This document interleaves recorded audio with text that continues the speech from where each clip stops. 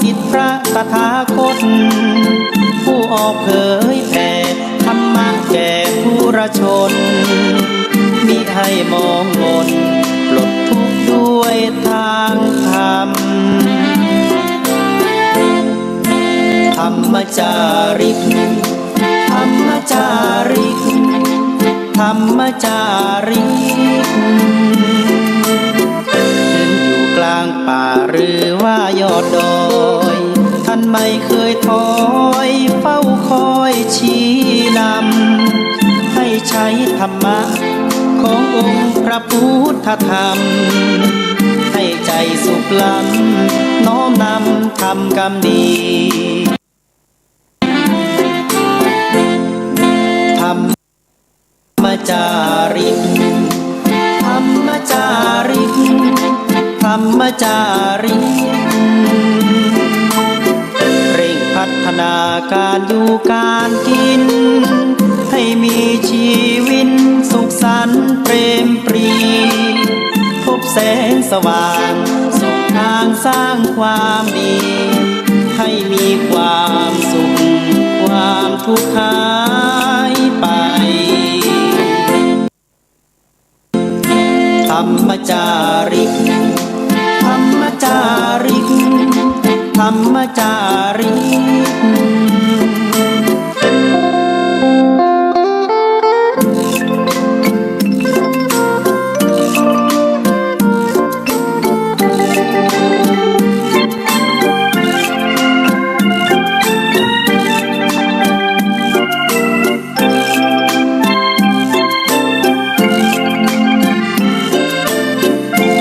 พัฒนาการอยู่การกินให้มีชีวิต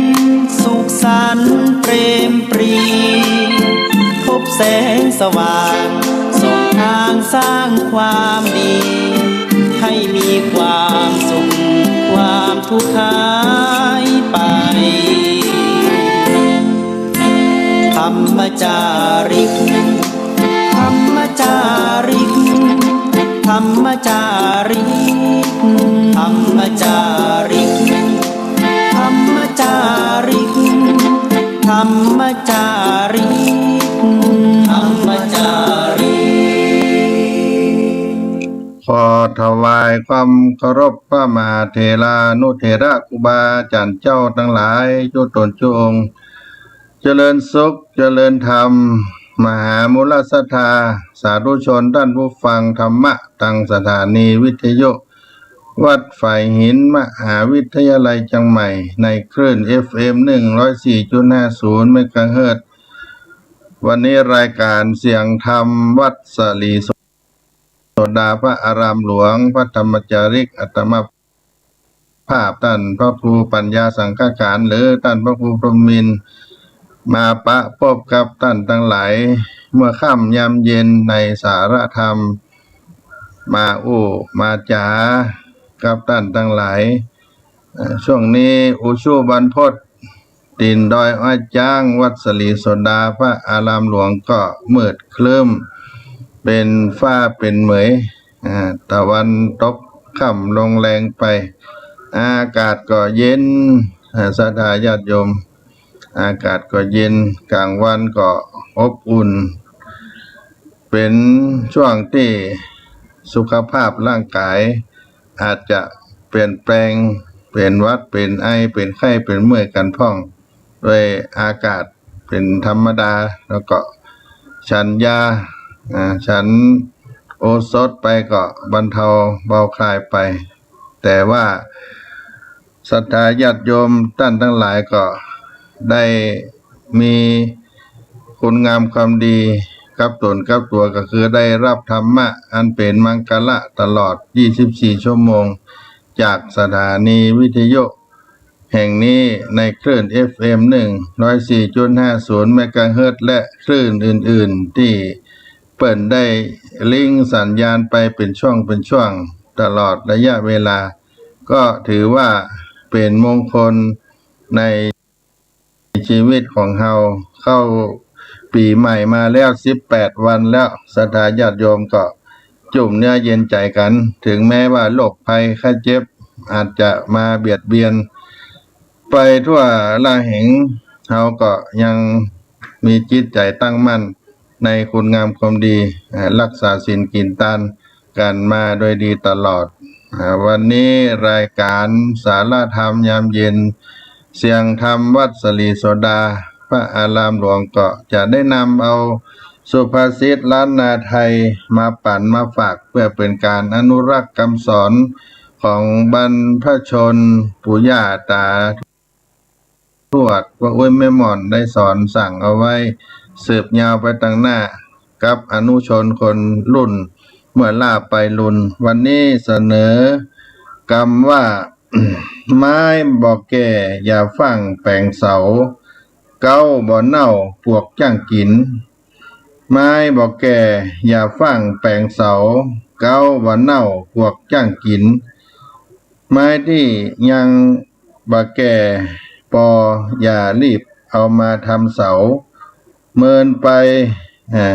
ถึงคนบ่เน่าพวกมันก็จะกินในความหมายสุภาษิตนี้ก็มีว่าการกระทำการใดบ่ควรใจสิ่งที่บ่พร้อมที่จะใช้งานหรือไม่เหมาะสมกับงานอาจารย์สนั่นธรรมทิตเพิ่นได้ประพันธ์เป็นบทคร่าวสุภาษิตล้านนาไทยบทนี้เอาไว้ว่าไม้บอกแก่นั้นอย่าฟันแปลงเสาไม้บอกแก่นั้นอย่าฟันแปลงเสาแหนมว่าเลิงเราจ้างเน่าเมื่อล่าบ่อ่านเคยยินแมงดินตัวกล้าฝูงปวกลมลาหมอดไซวุฒิภาวังเปรียบดังกับไม้ฮื้อแข็งแก่ได้กวนเอามนุษย์เปิงใจไม่เปิงแปลงเสาก็สมเปิงเปล่าเอาใจกันได้ในคราวนี้ก็มีความว่าไม้ที่ยังบ่แก่ปออย่ารีบเอามาทำเสาแม้นว่าไม้นั้นจะดูงามสวยสดสลวยงดงามก็ตามภายหลังอาจเน่าหรือ บางอันก็อาจจะถูกศัตรูไม้ประเภทมอดหรือพวกซอนไซเข้ากินทำลายได้ถ้าเปรียบความแก่ความแกร่งของไม้กับคุณสมบัติของคนคงได้แก่วุฒิภาวะไม้แก่พอที่จะทำเสาได้ฉันใดคนที่มีวุฒิภาวะพอก็เหมาะที่จะทำการใดๆได้อีกฉันนั้นไม้บ่แก่อย่าฟังแปลงเสาเก้าบ่เน่าพวกจ้างกินเป็นสุภาษิตล้านนาไทยมาปั่นฝากใน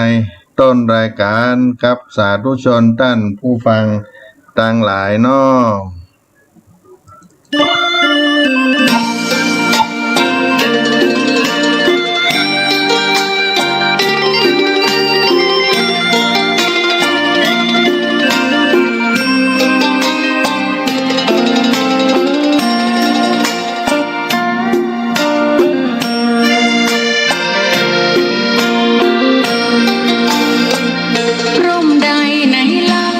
จะเย็นเท่าร่มโพทองทั่วลาศรัทธายกย่องร่มของพุทธศาสนายิ่งกว่าร่มใดกันแดดไฟฝนลมนาแผ่กิ่งก้านสาขาปกคลุมประชาทุกชีวิตเย็นใดไหนจะเทียมเท่าเย็นใจพระธรรมที่ทรงตรัสไว้เป็นความจริงใสตรัสไว้ด้วยดีผู้ทำเห็นเองไม่จำกัดการเวลานาทีผิดถูกแก้กันตรงนี้จะไม่มีเรื่องราวก่อกวนพุทธศาสนาเชื่อมมากับเมืองสยามวัดบ้านโรงเรียนเขตข้ามปฏิบัติตามแม่ยามเรรวนคิดทำสิ่งใดเป็นไปเพื่อประโยชน์ทั้งมวลทำดีละสิ่งยั่วยวนขนึงครวญทางสายกลาง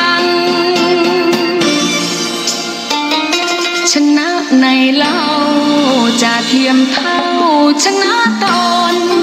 ยิ่งใหญ่ในทุกแห่งหนยิ่งกว่าชนะคนในสงครามไม่มีกลับแพ้ไม่มีเรื่องแย่มาลุกลามประพฤติปฏิบัติตามองค์สัมมา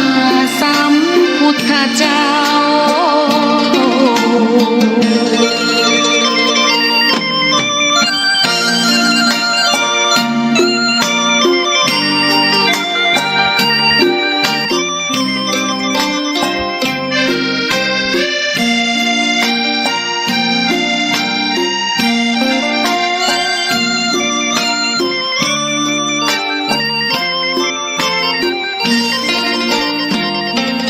ศาสนาเชื่อมมากับเมืองสยามวัดบ้านโรงเรียนเขตคามปฏิบัติตามแม่ยามเรรวนคิดทำสิ่งใดเป็นไปเพื่อประโยชน์ทั้งมวลทำดีละสิ่งยั่วยวนขนึงครวญทางสายกลางชนะในเล่าจะเทียมเท่าชนะตนยิ่งใหญ่ในทุกแห่งหนยิ่งกว่าชนะคนในสงครามไม่มีกลับแพ้ไม่มีเรื่องแย่มาลุกลามประพฤติปฏิบัติตามองค์สัมมาสัมพุทธเจ้า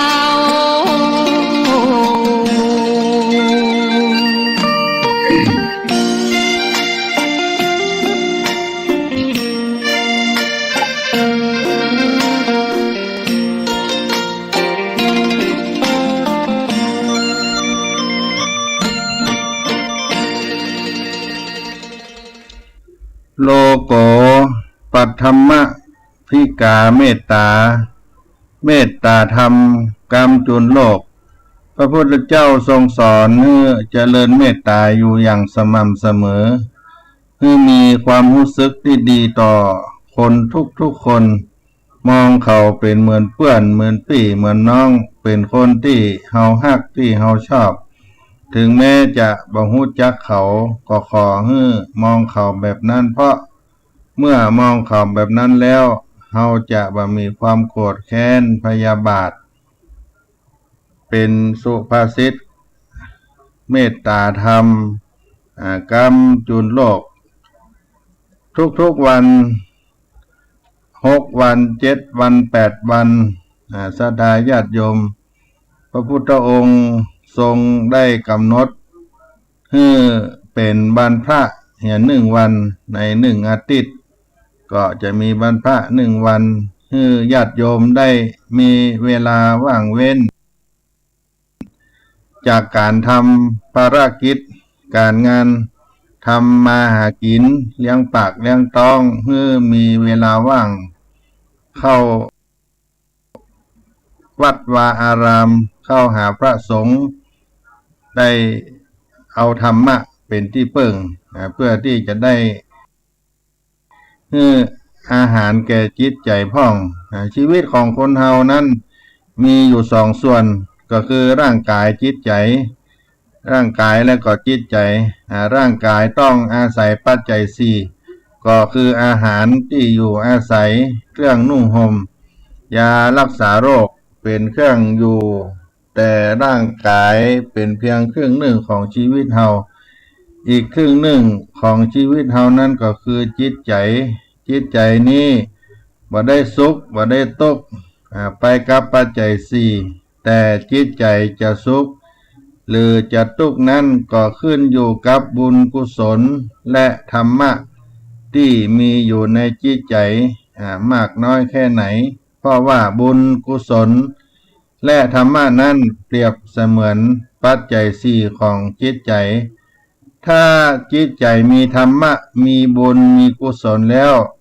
จิตใจจะมีอาหารหล่อเลี้ยงมีเครื่องนุ่งห่มใส่มียารักษาโรคและมีที่อยู่อาศัยหรือมีที่พึ่งที่เรียกว่าธัมมังสรณังคัจฉามิ ธรรมะแห่งธรรมมาชโลมจิตใจให้จิตใจมีความสงบสุขกำหนดวันพระวันศีลไว้ให้กับญาติโยมเพื่อที่จะได้ยุดการทำงานภารกิจการทำมาหากินให้กับร่างกายแล้วมาทำมาหากินให้กับจิตใจพ่องในสมัยนี้วันพระมักจะบ่ค่อยตรงกับวันหยุดของศรัทธาญาติโยมเพราะญาติโยมส่วนใหญ่จะมีวันเสาร์วันอาทิตย์เป็นวันหยุดว่างเว้นจากภารกิจการงานต่างๆดังนั้นในวันเสาร์วันอาทิตย์ญาติโยมจะถือว่าเป็นวันพระก็ได้เมื่อมีเวลาก็วันหาเวลาว่างนั้นเข้าสู่ธรรมะเข้าสู่วัดวาอารามเพื่อจะได้สร้างบุญสร้างกุศลเอาธรรมะเข้าสู่จิตใจเพื่อจิตใจจะได้มีความอิ่มมีความสุขมีความร่มเย็นเป็นสุขระงับดับความรุ่มร้อนของจิตใจที่เกิดจากกิเลสเครื่องเศร้าหมองทั้งหลายนี่เป็นสิ่งที่พวกเราทุกคนต้องพึงกระทำกันเพราะบ่มีใครสามารถจะทำให้กันได้เราต้องทำด้วยตัวเราเหมือนกับการกินอาหารรับประทานอาหารถ้าเราบ่เอาอาหารเข้าปากแล้วเคี้ยวแล้วลืนลงไปก็บ่มีใครสามารถจะเคี้ยวจะลืนอาหารให้กับเราได้ถ้าเราบ่กินอาหารบ่รับประทานอาหารร่างกายของเราก็จะพร้อมจะแห้งสูบพร้อมขาดอาหารจะมีแต่ความหิวมีแต่ความกระหายร่างกายมีความอ่อนเพลียมีความทุกข์มีความบ่สบายเช่นเดียวกับจิตใจถ้าเราบ่นำธรรมะนำอาหารใจเข้าสู่จิตใจแล้วจิตใจของเรานั้นจะมีแต่ความหิวมีแต่ความกระหายมีความรุ่มร้อนทุกวันพระเมื่อมีเวลาว่างก็ควรเข้าวัดเพื่อจะได้ทำบุญกุศลคือทานกับพระภิกขุสังฆเจ้าสามเณรถวายโภชนะอาหารข้าวอาหารหวานจตุปัจจัยไตรยทานสมาทานศีลได้รับธรรมะฟังธรรมะซึ่งก็เป็นอาหารจิตใจเมื่อได้รับอาหารของจิตใจอย่างสม่ำเสมอจิตใจก็จะมีความอิ่มมีความสบายใจมีความปิติมีความสุขเราท่านทั้งหลายได้เกิดเป็นมนุษย์เรียกว่าเป็นสัตว์สังคมบ่สามารถที่จะอยู่โดดเดี่ยวเดียวดายตามลำพังได้ต้องอยู่ร่วมกันเป็นสังคมตั้งแต่สังคมเล็กๆไปสู่สังคมใหญ่ก็คือเริ่มต้นจากสังคมครอบครัวผัวเมียสามีภรรยาแล้วก็ลูกเต้าจะออกตามมาเรียกว่าอยู่แบบสังคมครอบครัวหลายๆครอบครัวก็กลายเป็นชุมชนเป็นหมู่บ้านเป็นเมืองเป็นประเทศขึ้นมาและการที่สังคมนั้นๆจะอยู่กันได้อย่างร่มเย็นเป็นสุขจิตใจของคนในสังคมนั้นจะต้องมีคุณธรรมก็คือธรรมะคุ้มครองปกครองจิตใจทำให้สังคมมนุษย์นั้นอยู่กันได้ด้วยความร่มเย็นเป็นสุขมาเบียดเบียนกันคุณธรรมที่จะปกครองจิตใจของคนในสังคมให้อยู่กันได้ด้วยความร่มเย็นเป็นสุขนั้นเรียกว่าพรหมวิหารธรรมหรือพรหมวิหารสี่วิหารแปลว่าที่อยู่พรหมก็คือพระพรหมหรือผู้ประเสริฐพรหมวิหารก็จึงแปลว่าที่อยู่ของพระพรหมหรือที่อยู่ของผู้ประเสริฐพระพรหมท่านเป็นผู้ประเสริฐท่านมีความเมตตากรุณามุทิตาอุเบกขาอยู่ในจิตใจของท่านถ้าปรารถนาที่จะมีพระพรหมอยู่ในจิตใจเฮาก็ต้องน้อมเอาพรหมวิหารสี่มาสู่จิตใจของเฮาพรหมวิหารสี่ ประกอบไปด้วย1. เมตตา 2. กรุณา 3. มุทิตา 4. อุเบกขา คุณธรรมทั้ง4ประการนี้เป็นสิ่งที่จำเป็นอย่างยิ่งต่อมนุษย์ที่อยู่ในสังคมเดียวกันสังคมตั้งแต่2 คนขึ้นไปถ้าขาดพรหมวิหาร4แล้วบ้านเมืองก็จะเกิดปัญหาขึ้นมาเกิดการทะเลาะเบาะแว้งเกิดการเบียดเบียนข่มเหงเต็งเต็กซึ่งกันและกันขึ้นมาถ้ามีพรหมวิหาร4มนุษย์เราจะอยู่กันได้ด้วยความผาสุกเพราะพรหมวิหาร4นั่นสอนให้เราบ่เบียดเบียนซึ่งกันและกันให้เราอยู่กันแบบฉันมิตรฉันเพื่อนพี่น้องเฮาทุกคนนั้นเปรียบเสมือนเพื่อนที่เกิดแก่เจ็บตายในโลกนี้เป็นพี่เป็นน้องกันบ่จำเป็นที่จะต้องเบียดเบียนกันบ่จำเป็นที่จะต้องเอาความทุกข์มาให้กันและกันถ้าเฮาปรารถนาที่จะอยู่ในสังคมด้วยความร่มเย็นเป็นสุขก็ขอให้เฮาได้เจริญพรหมวิหาร4เพื่อเกิดขึ้นในจิตใจของเฮาเมตตาหมายถึงความเป็นมิตรมีไมตรีจิตต่อกันและกันมองกันเหมือนเพื่อนบ่มองแบบศัตรูความเป็นพี่เป็นน้องกันถือเป็นพี่เป็นน้องกันในบทเมตตาภาวนาที่ท่านแสดงไว้ว่าสัพเพสัตตาอเวลาโหนตุขอให้สัตว์ทั้งหลายจงอย่าได้มีเวรต่อกันและกันเลยเวรคือความบาอาฆาตพยาบาทเครียดแค้นต่อกันและกันก็จริงอยู่คนเฮาที่อยู่ในสังคมด้วยกันนั่นมันก็เหมือนลิ้นกับฟันอยู่ด้วยกันมันก็เป็นเรื่องปกติที่ลิ้นกับฟันจะต้องมีกระทบกระแทกกันพ้องคนเฮาก็จะมีการกระทบกระทั่งกันพ้องมีการพิจารณากันพ้องบาดหมางใจกันพ้องเป็นเรื่องธรรมดาแต่เฮาก็สามารถที่จะควบคุมเรื่องเหล่านี้บ่ให้มันลุกลามเป็นพิษเป็นภัยขึ้นมาได้ถ้าเฮามีเมตตาคือรู้จักให้อภัยอเวราก็หมายถึงการให้อภัยแก่กันและกันเวรย่อมระงับด้วยการไม่จองเวรถ้าไปจองเวรกัน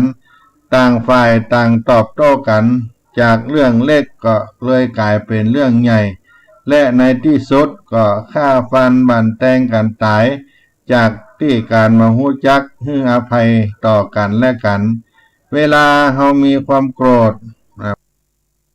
พระสัมมาสัมพุทธเจ้าพุทธองค์ทรงสอนให้อภัยต่อผู้ที่สร้างความโกรธให้กับเฮาให้เอาชนะความโกรธอย่าไปชนะผู้อื่นชนะตนนั้นประเสริฐเพราะเมื่อชนะตนชนะความโกรธได้แล้วใจจะเย็นใจจะสงบเมื่อใจเย็นใจสงบเฮาก็จะบ่สร้างความตกให้แก่คนอื่นตั้งกายก็ดีตั้งวาจาก็ดีแต่ถ้าเฮาบ่สามารถระงับความโกรธได้เฮาก็จะออกไปดุด่าว่ากันออกไปทำร้ายคนอื่นเพราะความโกรธความเครียดแค้นของเฮาเมื่อไปทำเขาแล้วเขาก็เกิดความโกรธความเครียดแค้นขึ้นมากับเฮาด้วยเหมือนกันเพราะเขาก็เป็นปุถุชนคนธรรมดา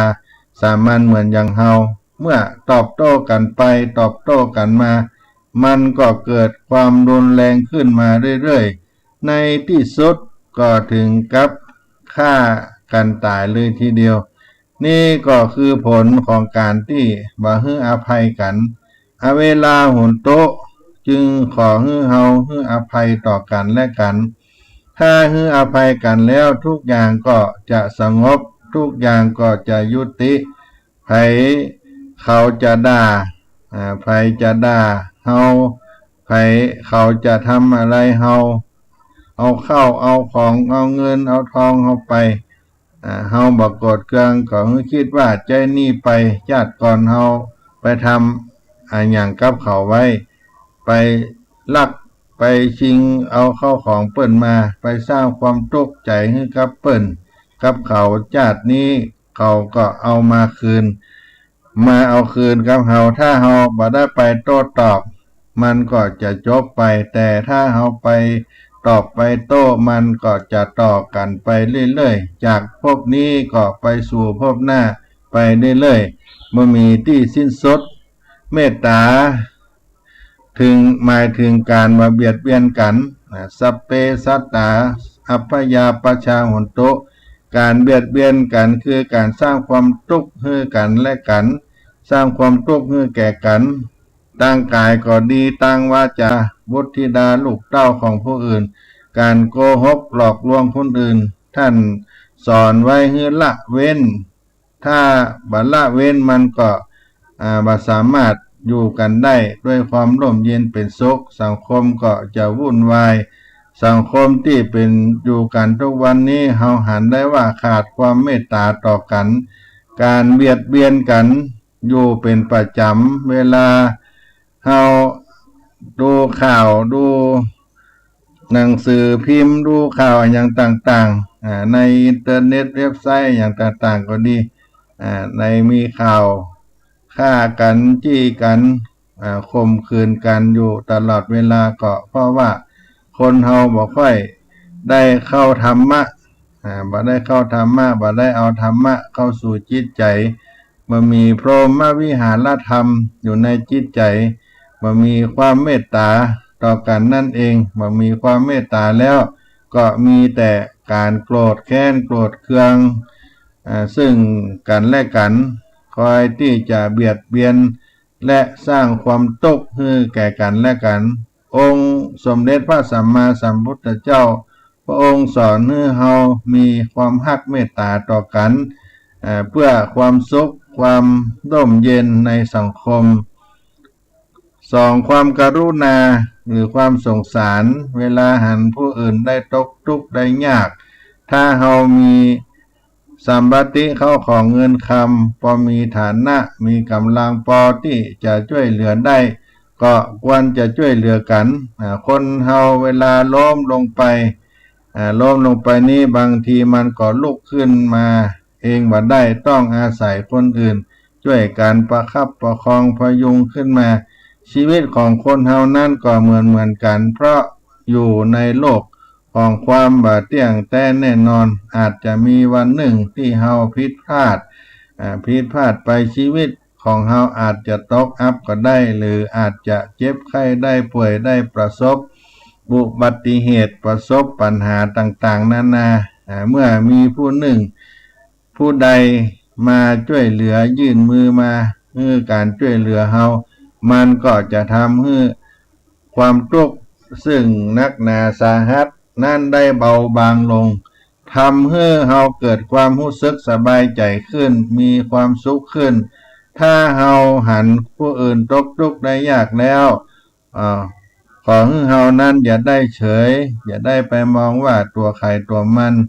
ก็จริงอยู่พุทธองค์ทรงสอนว่าอัตตาหิอัตโนนาโถตนเป็นที่พึ่งของตนนั้นหมายถึงในกรณีที่สามารถพึ่งตัวเองได้ถ้าสามารถทำมาหากินเลี้ยงปากเลี้ยงท้องได้เฮาก็บ่ควรไปขอผู้อื่นเขาแต่ถ้าเฮาเจ็บไข้ได้ป่วยพิกลพิการขึ้นมาบ่สามารถที่จะช่วยเหลือตัวเองได้ก็เป็นหน้าที่ของพวกเฮานี่ที่จะต้องช่วยเหลือกันที่ไหนมีความกรุณาที่นั้นย่อมมีความสุขที่ไหนขาดความกรุณาที่นั้นก็มีแต่ความทุกข์ยากลำบากก็ให้ใจรักอัตหิอัตโนนาโถให้ถูกต้องบ่ได้หมายความว่าตัวไผตัวมันให้ปึ้งตัวเองเมื่อยังสามารถช่วยเหลือตัวเองได้แต่ถ้าบ่สามารถจะช่วยเหลือตัวเองได้เช่นพ่อแม่ยามท่านเฒ่าแก่ชราท่านบ่สามารถเลี้ยงดูตัวเองได้เฮาเป็นลูกเต้าหลานเหลนก็จะต้องทำหน้าที่ดูแลท่านเป็นความกรุณาและเป็นความกตัญญูกตเวทิตาคุณ อันนี้เป็นสิ่งที่ประเสริฐผู้ใดทำสิ่งเหล่านี้ผู้นั้นย่อมได้รับการยกย่องว่าเป็นคนดีเป็นผู้ประเสริฐมีความสุขใจเพราะจิตใจเป็นบุญเป็นกุศลนั่นเองอันที่สามมุทิตาก็หมายถึงความยินดียินดีในความสุขมีความดี ยินดีในความสุขในความดีของคนอื่นเวลาหันคนอื่นเพื่อนได้ดีได้ดิบได้ดีมีความเจริญรุ่งเรืองได้เงินได้ทองได้ตำแหน่งสูงขึ้นมีความสุขหรือจะมีโชคได้สลากรัฐบาลรางวัลที่หนึ่งอย่างนี้เป็นต้นเพื่อแสดงความยินดีกับเพื่อนเขาบอกวันอิจฉาริษยาเขาขอให้ถือว่าเป็นบุญของเขาเขาได้ทำความดีไว้เมื่อถึงเวลาความดีก็จะส่งผลขึ้นมาถ้าบ่มีมุทิตาจิตแล้วจิตใจก็จะมีแต่ความรุ่มร้อนมีความอิจฉาริษยาหันคนอื่นได้ดิบได้ดีเขาก็กลับเป็นทุกข์เป็นทุกข์เป็นฮ้อนไปเพราะว่าขาดมุทิตาจิตนั่นเองอันที่สี่นั้นอุเบกขาคือการ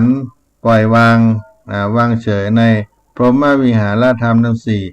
ในกรณีที่บ่สามารถใจเมตตากรุณามุทิตาได้ก็ต้องใจอุเบกขาเช่นว่ามีคนที่เฮาฮักเกิดได้เจ็บไข้ได้ป่วยแล้วบ่มีทางที่จะรักษาได้อย่างนี้เฮาจะต้องทำใจให้เป็นอุเบกขาคือว่าอย่าไปโศกเศร้าเสียใจกับความทุกข์ของเขาถ้าช่วยเหลือได้ก็ช่วยเหลือกันไปแต่ถ้าช่วยบ่ได้ก็ต้องทำใจให้เป็นอุเบกขาขอให้ถือว่าเป็นวิบากกรรมเป็นวิบากกรรมของเขาพระพุทธเจ้าพระองค์สอนให้เราระลึกอยู่เสมอว่าสัตว์ทั้งหลายมีกรรมเป็นของตนผู้ที่รับผลของกรรมจะทำมีคนเราและท่านทั้งหลายนั้นมีกรรมเป็นของตนเป็นผู้ที่ได้รับผลของกรรมจะทำกรรมอันใดไว้ดีหรือชั่วจะต้องเป็นผู้รับผลของกรรมนั้นคนเฮาในอดีตชาติหรือในอดีตที่ผ่านมานั้นอาจจะไปทำในสิ่งที่บ่ดีบ่งามไว้และเมื่อถึงเวลา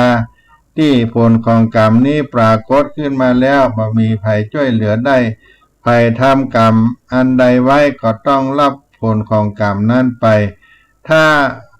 บ่ปรารถนาที่จะประสบกับข้อกรรมก็ขอให้ละเว้นจากการทำชั่วทั้งหลายให้ทำแต่บุญทำแต่กุศลทำแต่สิ่งที่ดีที่งามเมื่อทำในสิ่งที่ดีงามในสิ่งที่ดีที่งามแล้วข้อกรรมต่างๆก็จะบ่เกิดขึ้นกับเฮา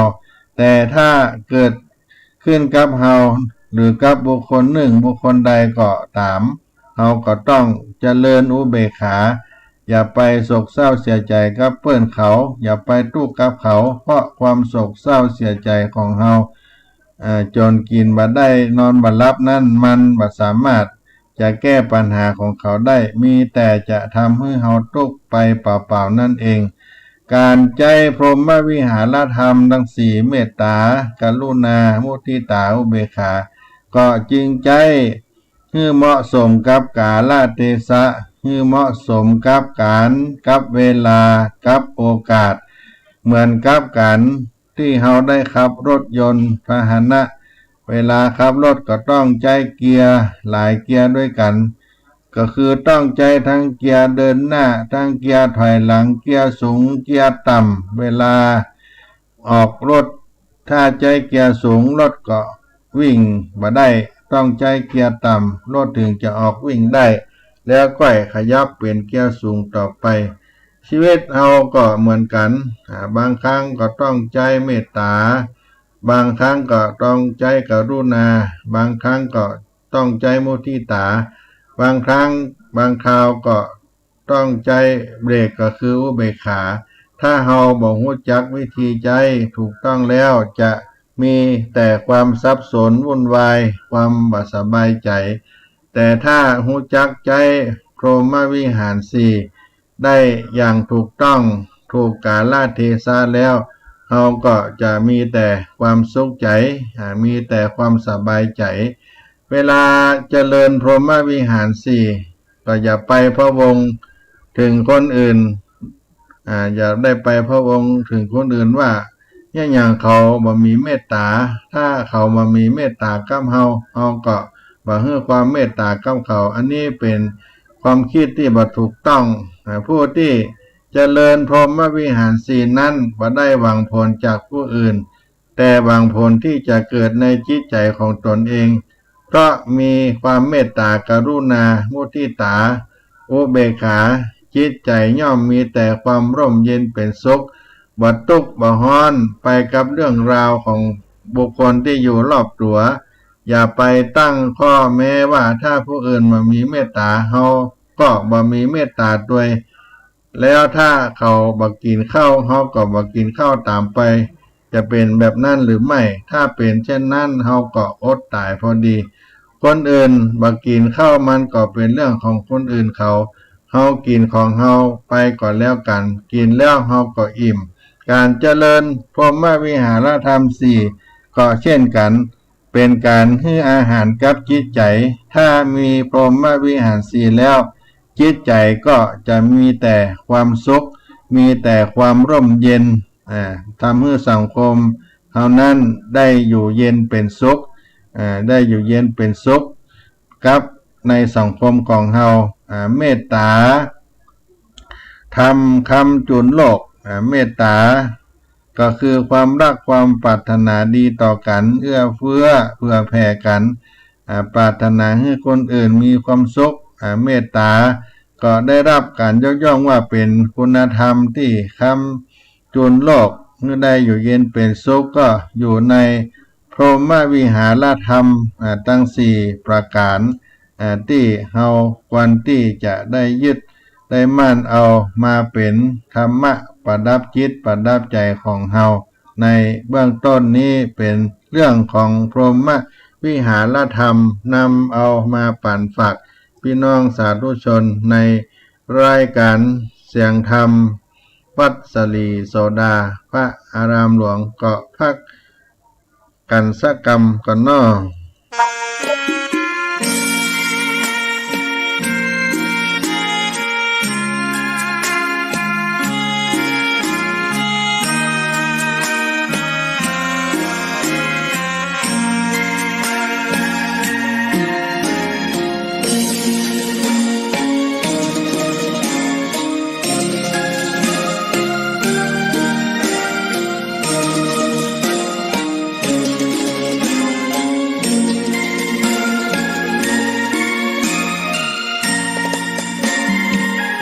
ดอกบัวดอกหนึ่ง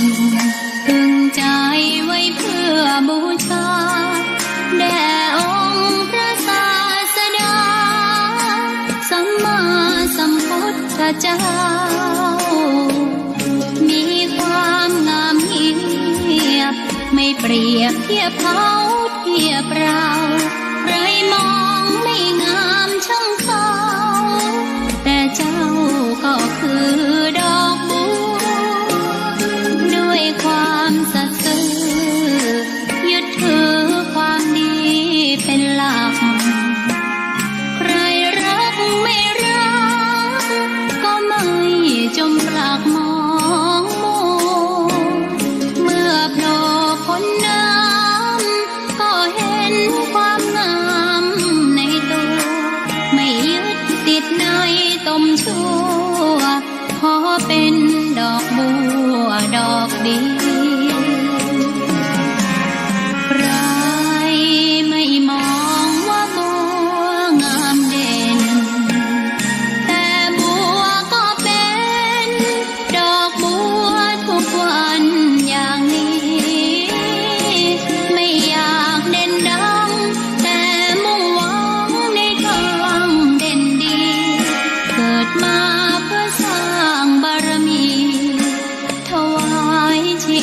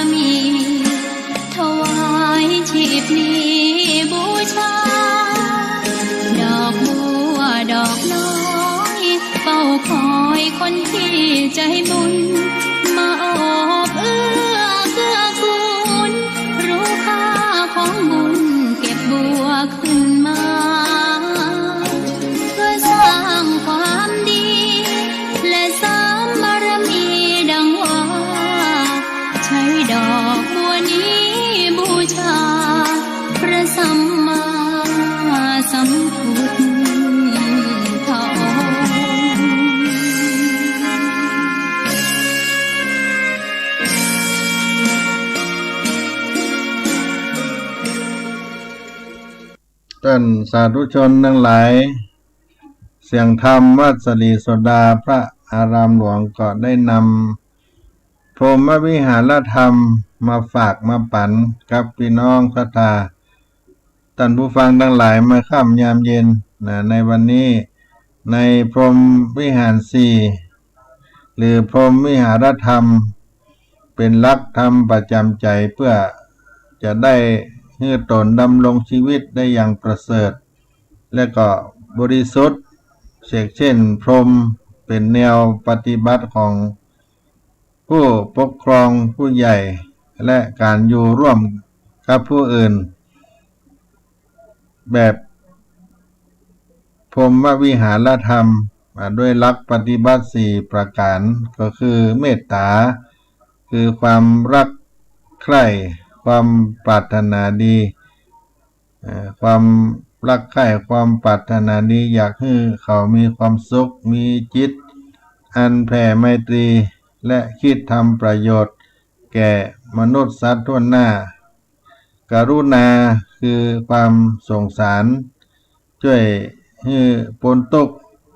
ใฝ่ใจในอันจะปลดเปลื้องบำบัดความทุกข์ยากเดือดร้อนของปวงสัตว์มุทิตาคือความยินดีในเมื่อผู้อื่น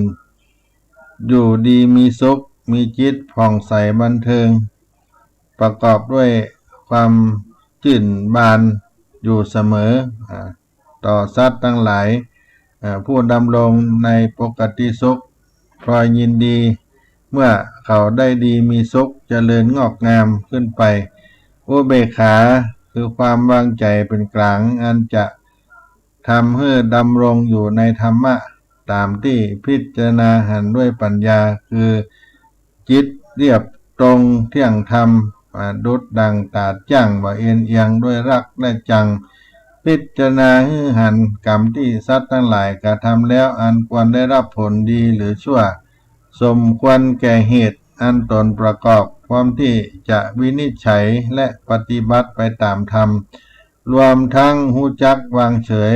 สงบใจมองดูในเมื่อบ่มีกิจที่ควรทำเพราะเขารับผิดชอบตนได้ดีแล้วเขาสมควรที่รับผิดชอบตนเองหรือเขาได้รับผลอันสมกับความรับผิดชอบของตนก็เป็นพรหมวิหารธรรมเอามาปั่นมาฝากพี่น้องท่านสาธุชนทั้งหลายโดยเฉพาะเมตตาเป็นธรรมก็จะคำจุนโลกอันเป็นเบื้องต้นที่พระพุทธองค์ได้สอนไว้บุคคลนั้นมีสี่จำพวกก็คือโอคติตัญญูวิปจิตัญญูนัยยะปะตะปะละมะก็เปรียบเหมือนดอกบัวสีเหล่านั้นในบุคคลสี่จำพวกนั้นบุคคลที่ตรัสรู้ธรรมพร้อมกับเวลาที่ท่านยกขึ้นแสดงชื่ออุคติตัญญูบุคคลที่ตรัสรู้ธรรมเมื่อท่านแจกความแห่งกรรมย่อโดยพิสดารชื่อว่าวิปติตัญญูบุคคลที่ตรัสรู้ธรรมโดยลำดับด้วยความภาคเพียรท่องจำด้วยการไต่ถามด้วยทำไว้ในใจด้วยแยบคายด้วยคบหาสมาคมกับกัลยาณมิตรชื่อว่านัยยะบุคคลที่บัดตรัสรู้ธรรมได้ในชาตินั้นแม้เรียนมากทรงไว้มากสอนมากเขาชื่อว่าปาตะปะละมะดังนั้นสี่ประการที่พระพุทธองค์ทรงทำแทนบ่ได้หนึ่งบ่สามารถเปลี่ยนแปลงวิบากกรรมใครสร้างกรรมเอาไว้บ่มีใครรับแทนคนนั้นต้องรับเองสองปัญญาให้กันบ่ได้ต้องฝึกฝนเอาเองถึงจะเกิดปัญญาได้สามความสีวิไลของธรรมะบ่สามารถสื่อต่างภาษาได้ความจริงแท้ในจักรวาลต้องใช้การปฏิบัติหนทางเดียวเท่านั้นเพื่อจะพิสูจน์ความจริงสี่คนที่บ่มีวาสนาดีกับเฮาจะฟังบ่เข้าใจถึงเฮาจะโปรดเขาก็บ่ได้ ฝนแม้จะตกทั่วฟ้าก็ยังบ่เกิดประโยชน์กับญาติที่ไร้รากพระธรรมกว้างใหญ่ไพศาลก็ยากที่จะโปรดคนไร้วาสนาได้ก็เอามาปั่นมาฝากพี่น้องท่านสาธุชนทั้งหลายในเมื่อค่ำยามเย็นในวันนี้ในสารธรรมวัดสดีโสดาพระอารามหลวงในใต้รายการนี้ก็ขออนุโมทนากับสาธุชนศรัทธาญาติโยมพุทธบริษัททั้งหลายที่ได้อุปถัมภ์วัดศรีโสดาพระอารามหลวงเป็นต้นว่าถวายทานข้าวสารเครื่องใจอุปโภคบริโภคถวายภัตตาหารเพลภัตตาหารเจ้าแก่พระภิกษุสามเณรวัดศรีโสดาพระอารามหลวงมาด้วยดีตลอดได้รับเป็นเจ้าภาพถวายเครื่องอุปโภคบริโภคของใจในครัวแก่พระสงฆ์สามเณรในช่วงวิกฤตโควิดระบาดญาติโยมก็บ่ได้ทอดทิ้งพระภิกษุสามเณรโดยเฉพาะวัดศรีโสดาพระอารามหลวงก็มีญาติโยมมาเอาใจใส่ดูแลแล้วเครื่องใจต่างๆทั้งในวัดศรีโสดาและก็พระธรรมจาริกบนเขาบนดอยมีผ้าห่มมาถวายมีเครื่องป้องกันความหนาวเสื้อกันหนาวหมวกกันหนาวและเครื่องใจอื่นๆที่เอาไปปั่นไปฝากให้กับพี่น้องบนเขาบนดอยก็ได้รับทยอยกันมาตลอดญาติโยมก็มาให้ทานตลอดเครื่องใจป้องกันความหนาวข้าวสารอาหารแห้งเครื่องอุปโภคของแห้งพอที่จะเอาไปปั่นไปแจกให้กับพี่น้องบนดอยได้ก็ได้รับความสนับสนุนจากศรัทธาสาธุชนทั่วไปทางได้รับฟังทางวิทยุทางเฟซบุ๊กทางไลน์ก็ได้ทยอยกันมาอุปถัมภ์สนับสนุนก็ขอ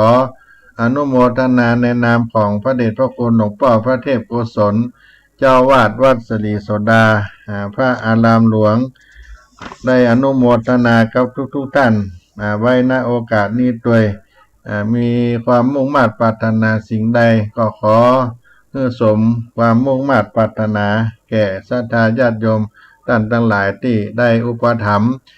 งานวัดศรีโสดาพระภิกษุสามเณรวัดศรีโสดาพระอารามหลวงตลอดถึงพระธรรมจาริกทั่วภาคเหนือตลอดถึงราษฎรพี่น้องเจ้าเขาที่ได้รับความมีน้ำใจจากพี่น้องในหัวในเมืองทั่วประเทศไทยที่ได้ฝากสิ่งของการมาทานบางท่านก็ฝากตัง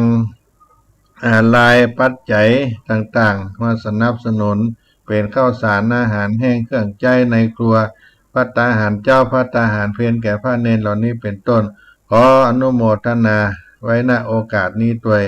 วันนี้รายการเสียงธรรมพระธรรมจาริกวัดศรีโสดาพระอารามหลวงก็จะได้ล่ำลาสาธุชนไว้เพียงเท่านี้ก่อนค่อยพบกันในคราวต่อไปวันนี้ถึงเวลา6 โมงแรงแสงสุริยะเริ่มลาเลิกละหน้าพาแล้วเหยเงนพอน่านฟ้าเมฆฟ้าป่อมเหมยสายตีแปงเฮยก็เลยลวดไว้กล่าวกำอำลาเอาเหนือใต้ลวดปั่นปอนใจจกจ้างมีสุขาลาภาสว่างเป็นที่อวดอ้างคนลือบริวารล้อมแวดอ้อมนับถือเกียรติก้องละบือลือไก่ไปตัวล่าเหมือนกันจุผู้จุคนจัตตารโอธรรมาวัฏันติอายุวันโนสุขังปะลัง